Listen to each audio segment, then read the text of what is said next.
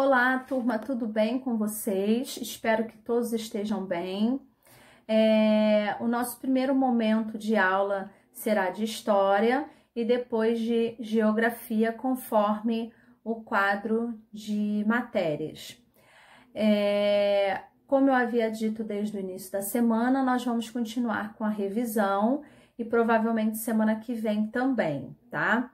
Então vamos lá. Para hoje, em História, eu passei 5 perguntinhas para vocês, tá?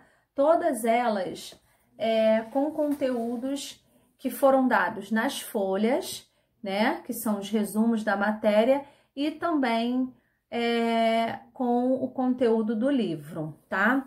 Então vamos lá. A pergunta 1 e 2 foi um conteúdo que nós trabalhamos.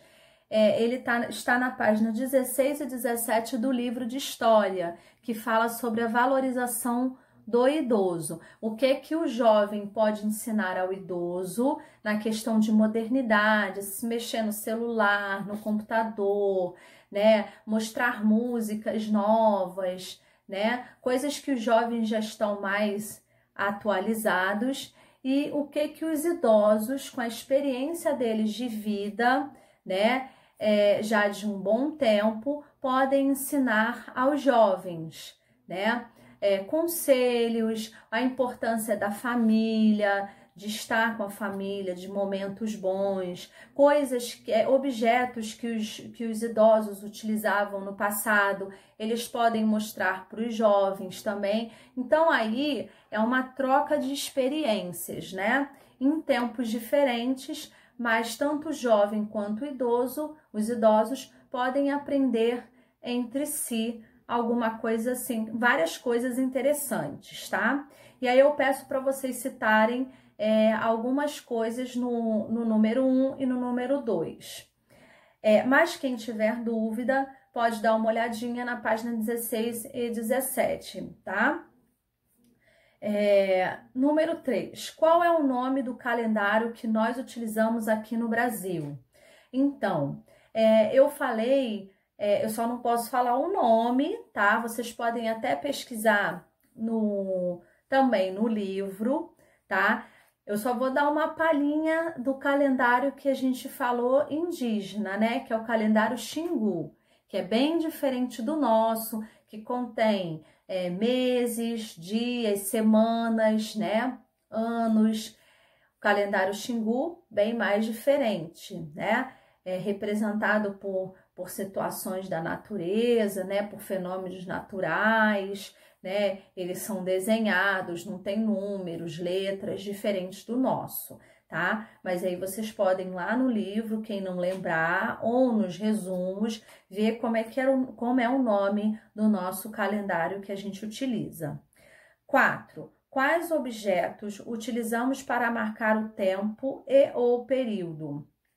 Então, nessa mesma sequência de calendários, a gente falou também sobre um outro itemzinho que vinha depois, né? Então, tem 2 objetos que a gente utiliza muito para marcar o tempo, não só de horas, mas de dias, de semanas, de meses. Ah, eu tenho um médico no dia 2 de agosto, né? Então, qual objeto, qual recurso que você utiliza para ver qual dia da semana que vai cair o seu médico, né? Que dia da semana vai cair seu aniversário esse ano, né? Qual é o objeto que eu utilizo para visualizar as horas, para eu não me atrasar na escola, para eu não me atrasar no futebol, né? Então, tem dois objetos, 2 recursos bem importantes que a gente utiliza para marcar o tempo e o período. O período em relação ao que eu digo com dia, semanas, tá? 5 e a última pergunta. Que recursos podemos usar para registrar fatos importantes da nossa vida?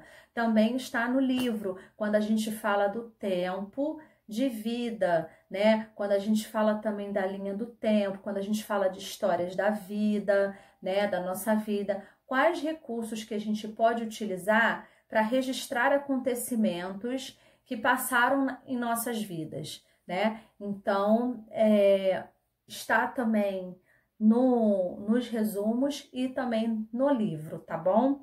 Então, para essa primeira parte da aula de hoje, de história, são só 5 perguntas, bem simplesinhas, tá? Para a gente poder relembrar um pouquinho o conteúdo que foi dado, tá bom? Qualquer dúvida, só entrar em contato comigo e aí a gente parte para outra aula que é de geografia, tá? Um grande beijo e até a próxima!